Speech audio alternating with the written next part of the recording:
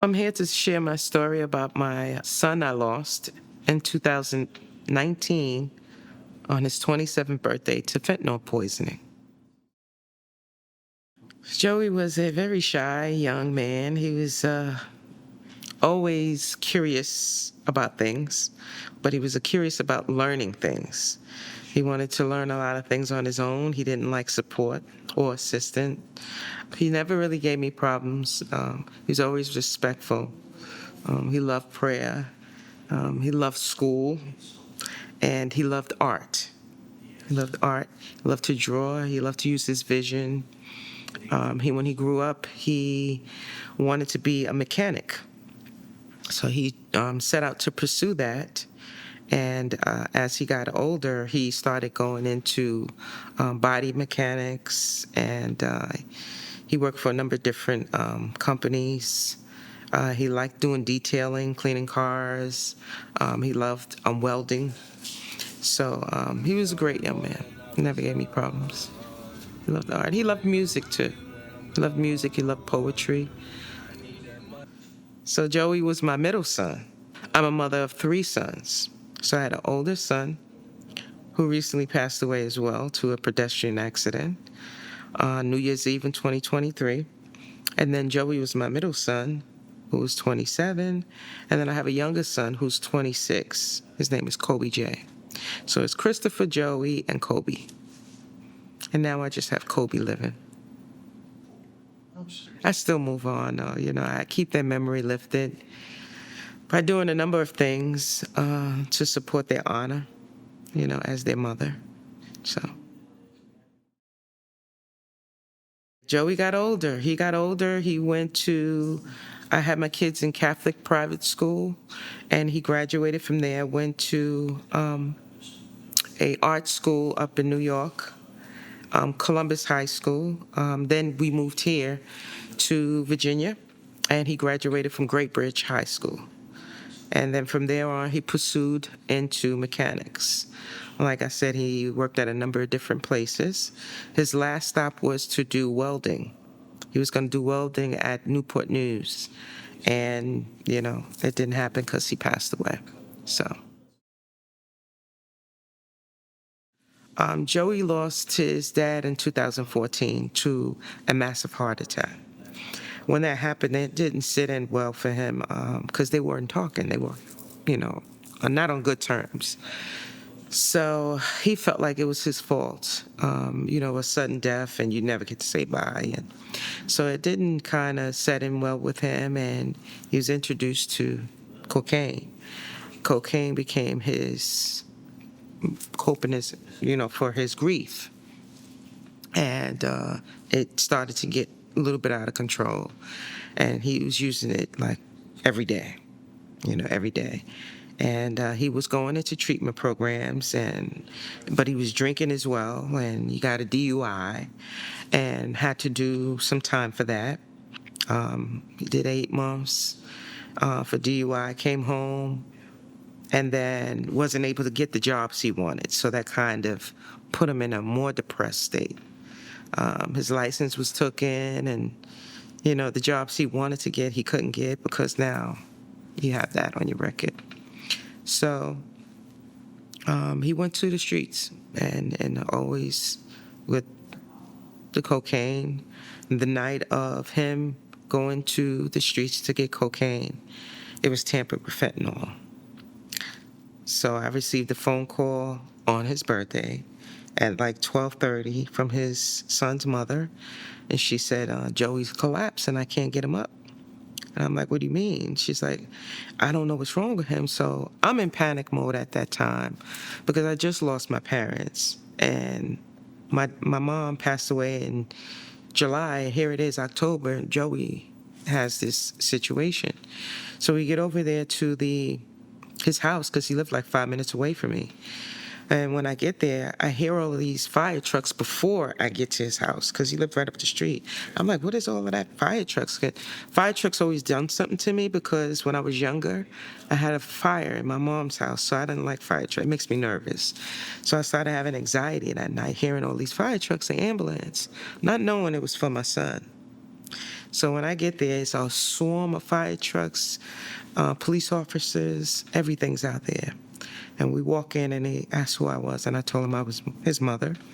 And they said, well, when we got here, he was already DOA, so we suspect it's an overdose. I'm like, what do you mean? Like, Joey wouldn't overdose. Like, I don't think of overdosing off of cocaine. I just thought it could be any, intravenous drugs or something like that. So we're like, yeah, we gave him Narcan and we shot him with it and he didn't come to. So we finally did it injection and we found the pulse. So he's going to come out with some numbered tubes and stuff on him. So, just be calm when you see him.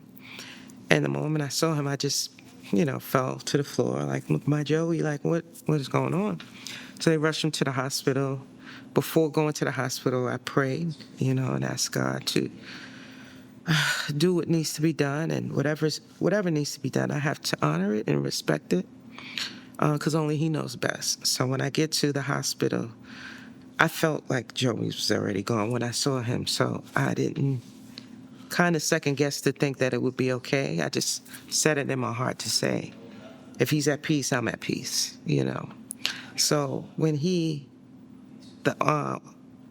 doctor came to see me, we were sitting in the room, me and my husband, and they told us we can go see him. And when I went to see him, the doctors just shaking their head. All these doctors around him, they're confused. And then finally they found out what it was. They said, we think he overdosed. And he's brain dead, and there's not much we can do for him. So he's on a machine, and we don't think he's going to, so you have to take him off the machine because. And at that time, my youngest son came, and I'm on the phone with my oldest son, and everybody's screaming, like, leave him on the machine, leave him on the machine. I'm like, no, I'm not going to leave him on the machines. I want him to be peaceful. I want him, So I let him go, but I didn't sit in that room because I couldn't see that. So I waited in the waiting area, and I waited for my husband to come out, and they all came out, and I just asked, did he fight to live? And they said, no, he just went really right away. And then that was the ending of Joey passing.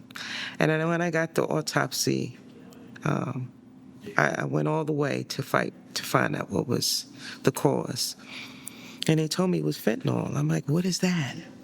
I don't know what that is. And he said it's a synthetic opioid that's being tampered in these drugs. And it shouldn't be used because it's not the original fentanyl that's used in, the hospitals. It's a synthetic one. And when you use that, it can, just a small pinch of it can stop you from breathing. So I'm like, oh. So I wanted to research more and find out about it. And so I did.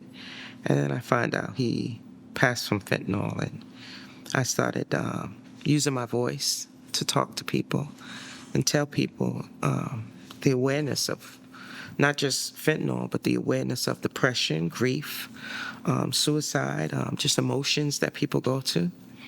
And because I graduated with a master's in public health. So I got a job in public health, and they used me to be the voice. And part of that helped me as well with my grief, to talk to people and share my story. So I continue to do that now to honor not just Joey, because I lost my oldest son, as mentioned, on New Year's Eve in 2023 to a pedestrian accident in New York. So I started a publication. It's called Bully Magazine. And that magazine supports people not just being bullied by life experiences and how you overcome those experiences.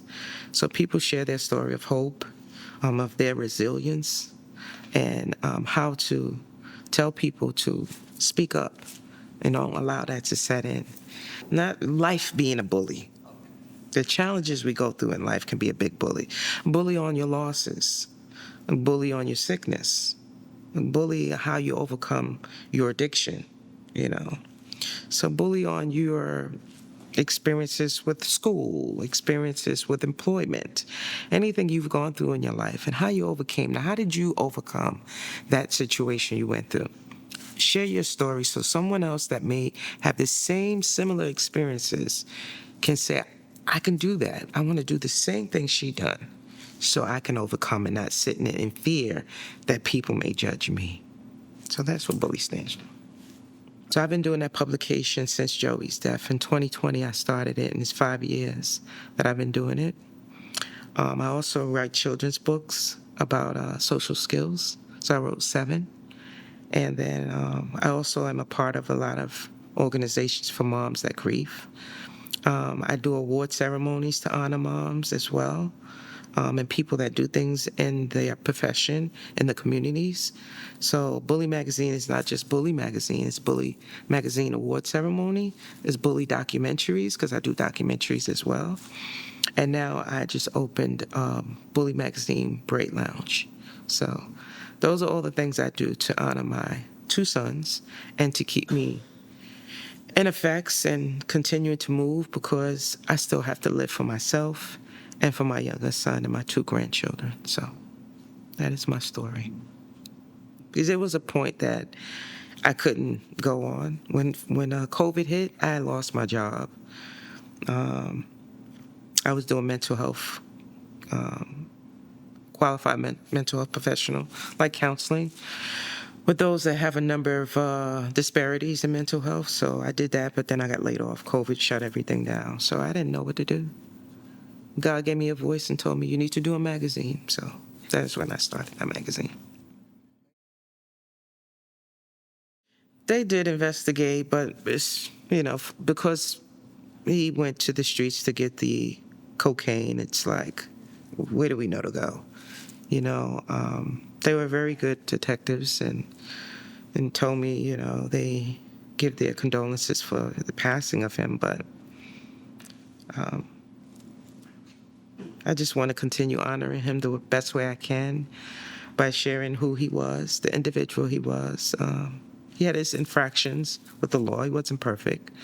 But overall, he was severely depressed and didn't want to let people in on what he was suffering with because of judgment.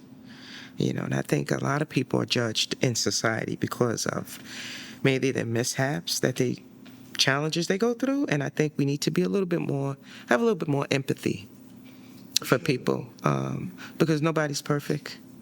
I'm not perfect, so yeah.